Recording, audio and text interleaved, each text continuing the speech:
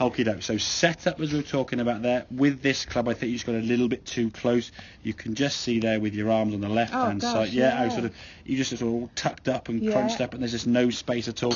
Club's very, very upright. As a result of that, look at your left hand now having to sort of sit underneath. We can't even see your Velcro on your glove there, whereas this one, when that hand's a bit more over the top, we can see the Velcro there on your left hand. The club now, say lowest it should be sort of towards your belly button. If it's starting pointing up towards the top of your body there, it's just too upright. Okay, so get that club thing a little bit lower. It will let the arms just hang down from the shoulders, and as you said yourself, it feels a lot more relaxed there, because your arms can just hang down where they want to hang down. If you sort of just stood up straight now, your arms would still be in the same hang position, sort of down here by the side of your hips there. Okay, all you've done now is just tilt forward and maintain that arm position. Okay, whereas here you sort of just stood quite upright, and sort of just tucked your arms in here because the club's longer. Yes.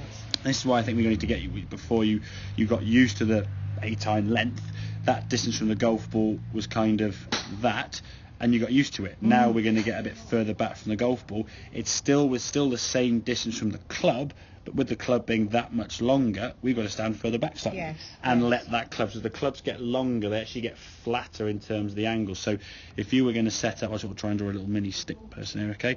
If you were setting up there with a short club, the angle would be here, so I'll take out that club there, do a different colour. So the golf club there would be green there, okay? If it was a longer club, it would be out there, okay? So the golf ball being further away changes the angle in which the club's going to sit at, you see? It's still the same position from you in terms of how far from you it is, but the club is further out in front of you, okay? Now, when you've got that room now, as you swing back now, you can maintain a nice sort of low, shallow arc of the swing as you go back there now, getting that club up nice. Look at that, that's a lovely hinge. That club's way above your head there, as we can see. Really nice hinge position, creating power.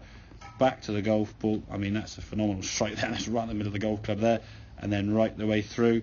Could possibly go a little bit more through, but for me, the fact that's doing that there and you're twisting facing there, the right way. it's phenomenal compared to this one here where you're all sort of tucked up.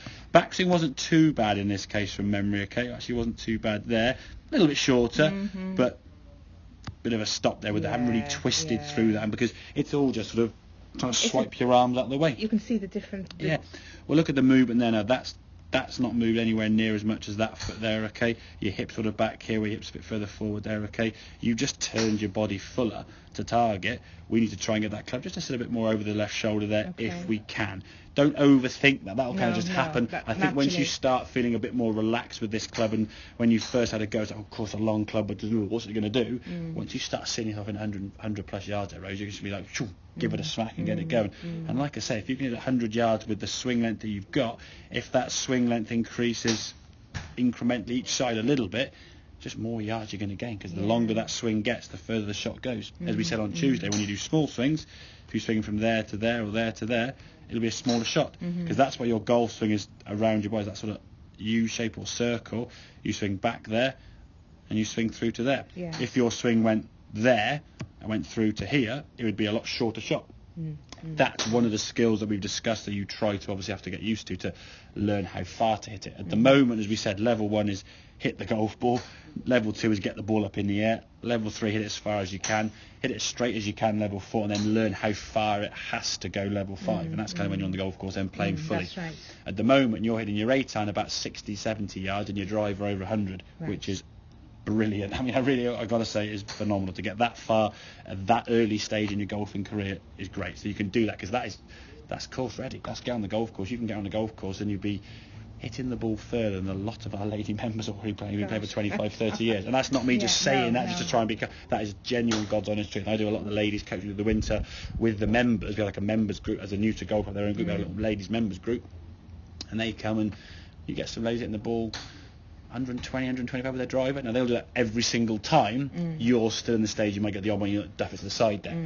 But it's still very few and far between.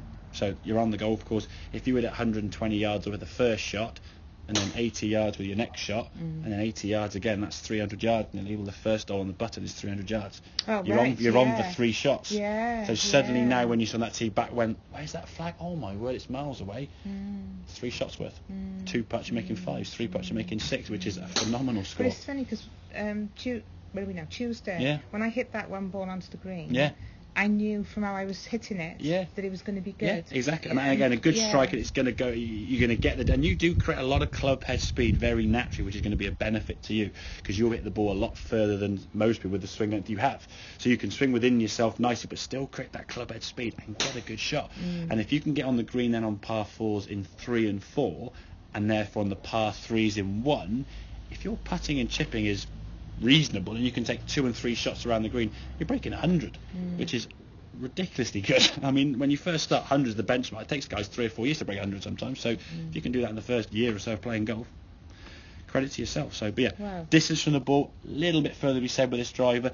The key thing is to let your arms hang down. At address, what you want to try to see before you're gripping that golf club with the both hands, that the club kind of points towards your belly button. If it's too high up there and so on, you're going to be stuck up here. Let the arms hang down, point towards the belly button there, make it a lot easier for you to grip that club more naturally with that left hand. Left hand's always going to be a thought.